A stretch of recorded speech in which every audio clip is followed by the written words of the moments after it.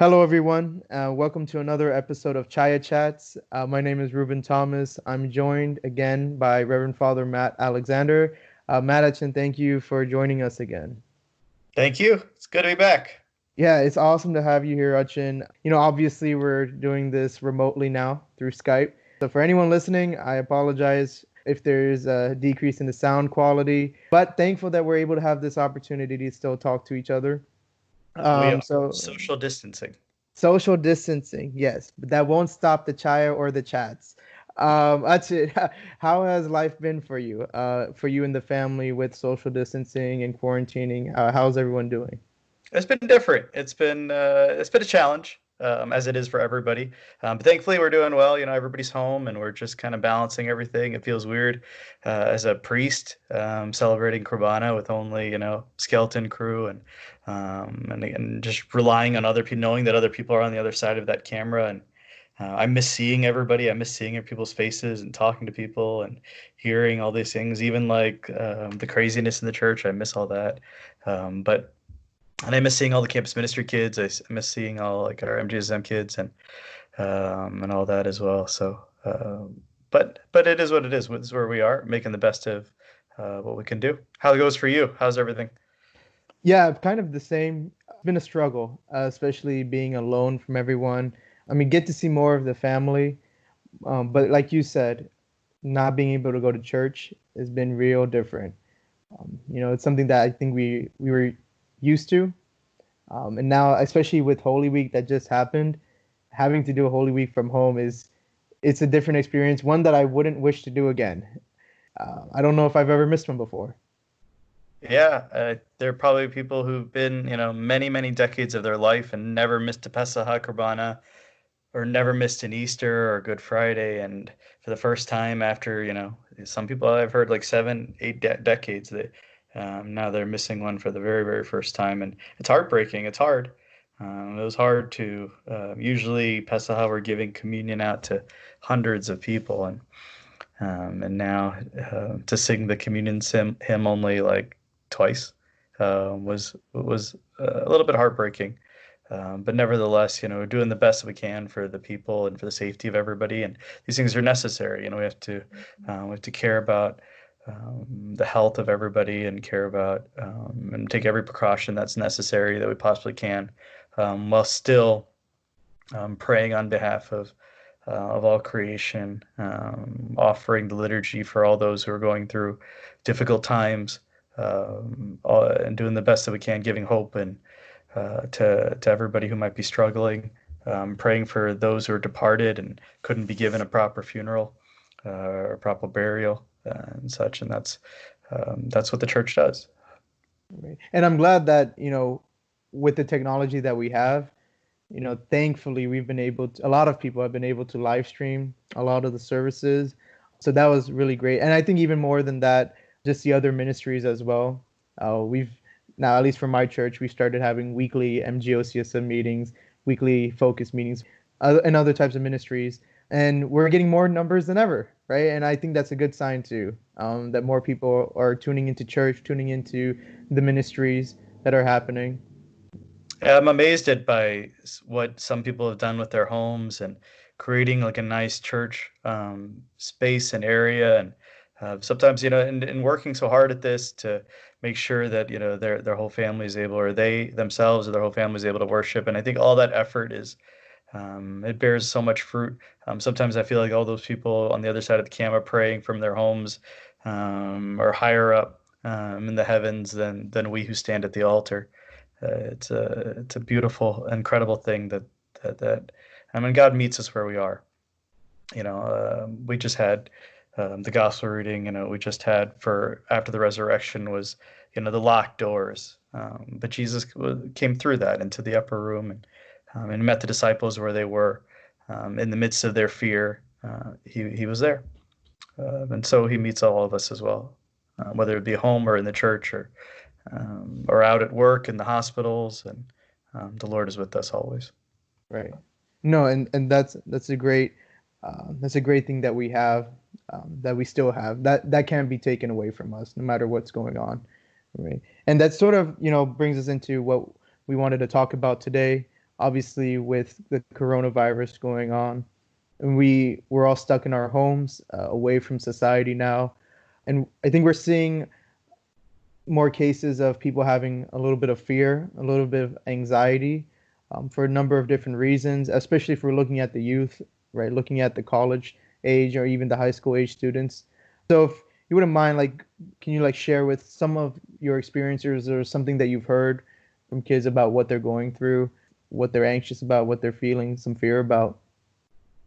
Yeah, I think, whether it be the youth or the adults, everybody overall, maybe not the youngest kids, to an extent, they're probably having a blast with everybody around. But nevertheless, I think that, yeah, I mean, there's a limited circle of people, and there's a lot of fear. There's just a lot of fear everywhere you go. You go to the grocery store, you go to the store, and everybody's just fearful of each other, trying to stay away from each other, and rightly so, obeying things and such. But there's that fear. You can sense people's fear as they go from place to place, as they interact with other people. There's just a lot of fear and a lot of anxiety.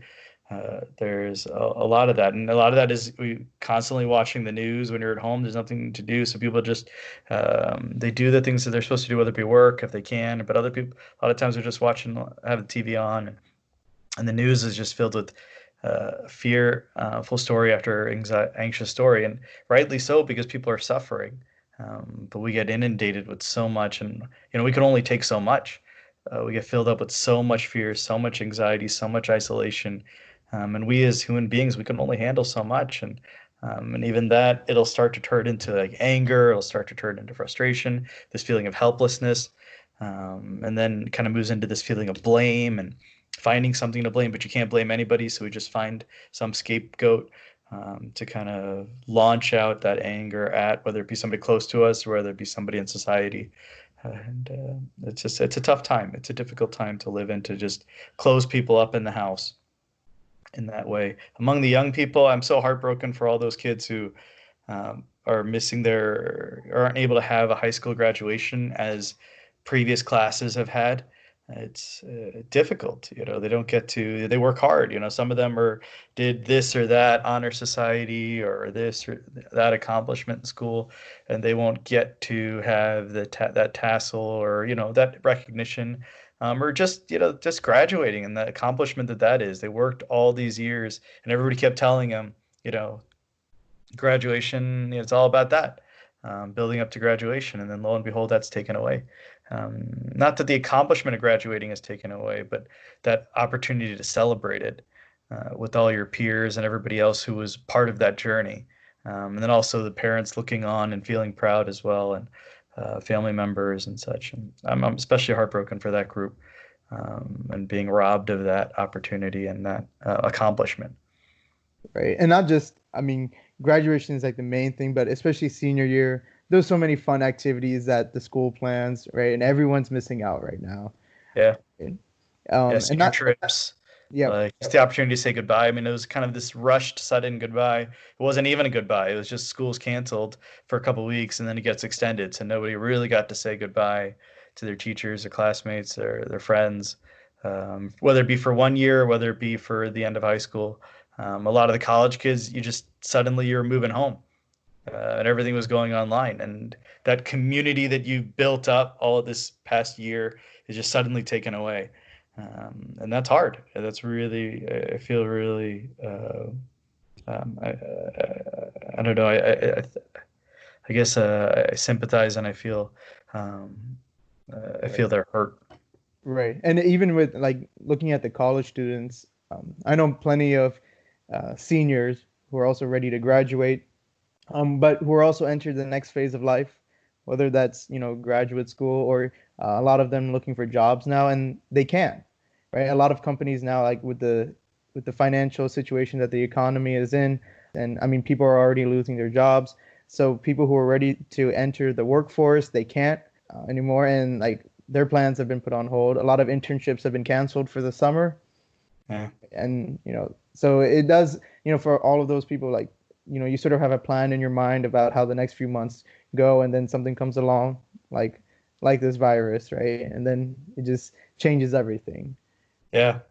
Yeah, exactly. It's hard. It's so hard to work so hard for such a good time and everything. They expect it to go one way, and then suddenly, within the span of a few weeks, everything turned completely. Like you said, how do you apply for jobs when the whole, I mean, millions are unemployed right now, and the whole place is shut down?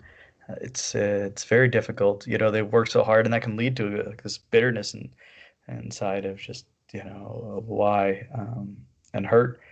And they worked so hard for these things, and it is a difficult time. I think the uncertainty makes it worse because you don't know when it's going to be over, and if and then that makes making decisions very difficult. If there you knew that there was a limited amount of time, then maybe I can endure this for a set amount of time until I come through the other end. But that uncertainty, it definitely makes it worse on this age group. Right. Like you said, we can't predict it. And even when the experts talk about it, at the end of the day, it's just their predictions either, right? No one knows what's going to happen, right? And that, like you said, leads to a little bit more fear of the unknown, what's coming, right? Yeah. And I think an important point you mentioned earlier about now everyone being away from each other, away from their communities, right? Away from their social groups. I think that's a big thing that people are dealing with right now. Like you said, like we're all like social beings right now, and now we've been like restricted to just the home. And even Yeah. with technology, right? Technology can only take us so far, and we're usually very dependent on it, right? But I think now we're actually missing that personal, physical, human aspect of life right now. Yeah. There's some benefits to being isolated, to cutting down from being so busy all the time. But ultimately, we're communal beings. We're people. We're designed to be in community. We're designed to interact with each other. Nobody is meant to be off completely by themselves. You see this, Adam and Eve in the garden. It's not good for man to be alone, and so Eve is given to him.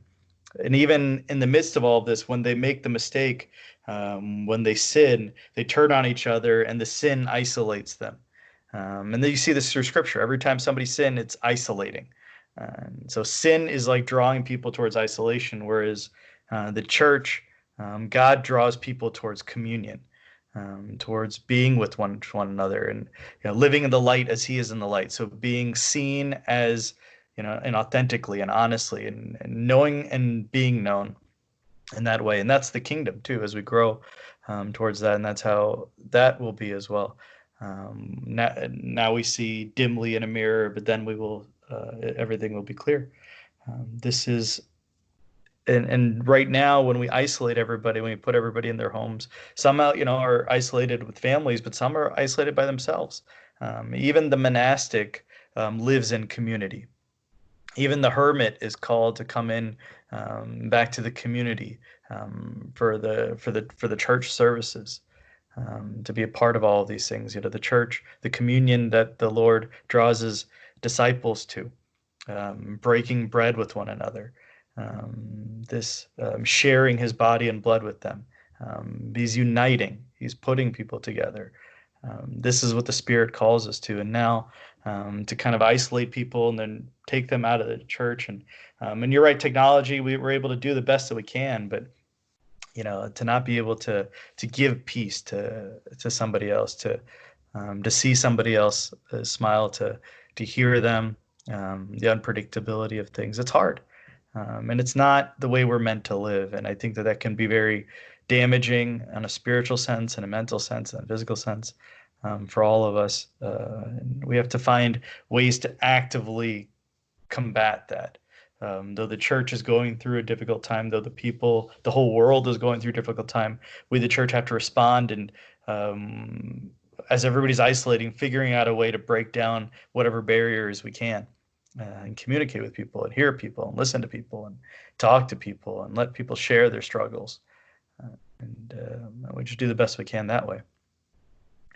Right. And like you said, being isolated, it can bring up different emotions of bitterness or anger, right? I think we're all feeling a little bit of cabin fever, right? And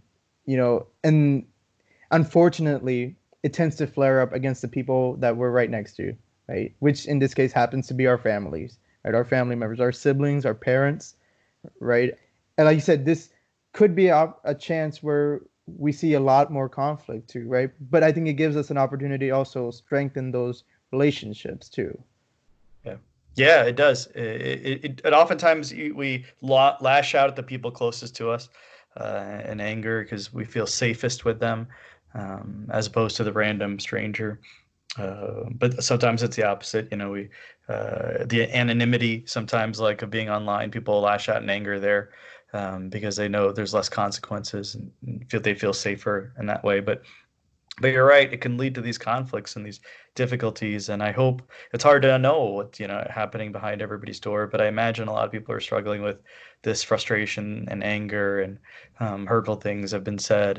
And the key there, like you said, this is a good opportunity to learn to apologize, to humble ourselves, and to learn to live together and to bear with one another. It is a good opportunity to spend a lot of time as a family. Normally people are so busy. It's good to sit down and have dinner, to talk to one another, to ask people, hey, how are you? How's work today? How is this today? How is that today? Instead of just being engrossed in video games, or sleeping all day, or doing whatever else, that we can fall into either a lot of fear, then we can also fall into a lot of laziness and sloth to kind of not engage. So I don't have any fear, right? And that temptation's also there. But to be productive, it's a good opportunity to learn something, to pick up a new language, to grow, to build up those disciplines spiritually, to pray, to read your scriptures. It's a wonderful opportunity. We have the time to do it on our own and as families, or with other people as well, even. And I think you mentioned earlier that you've seen a lot of families start making their homes a mini church, Yeah. right? And I think that's a great thing to do. You see everyone, like families, starting to pray more, right? Starting to read scripture more, right? And I think that's probably one of the ways that, like you mentioned, to combat that anxiety, to combat that fear, right? I think you need to bring in Christ into your homes even more during this time. Yeah. Yeah, learning to trust God and to place things into his hands and just do the best that we can. To be logical, to be reasonable, in all the things that we do, and not to we shouldn't take risks and then just expect God to make up for it. That's not how this works. But to make decisions with a rational mind, to not have a spirit of fear, but a spirit of power, of sound mind, as St. Paul says to Timothy. But to do things in a way that that makes sense. And like you said, it's a wonderful time. It can be a wonderful time for a lot of people, to spend in prayer, to connect with people, even if you're by yourself and in your apartment, or separated from people that you care about. Then you make the effort, whether it be video call, or write a letter, or do this or that. Just do the best that you can, um, and communicate with other people, and to be part of that and make that effort. When you make that effort, I think it shows, and you feel it too.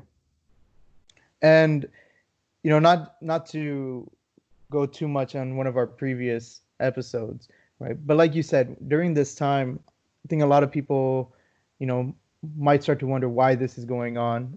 They want to blame people, right?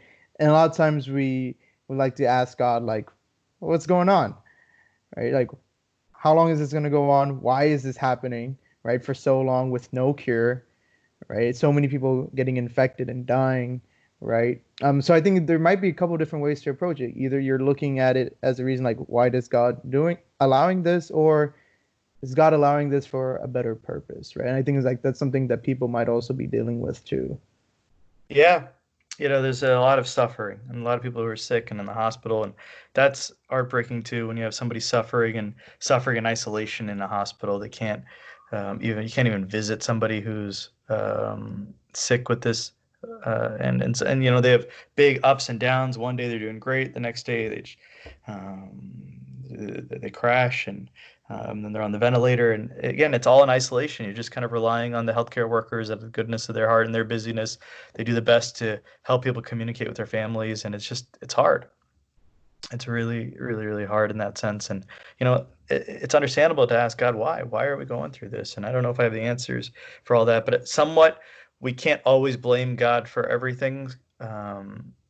Some things that, we do are our own fault. As a people, as a community, we bear responsibility too, for the things that happen. We live in a sinful world. We make sinful choices. We make decisions, and sometimes the consequences are borne out.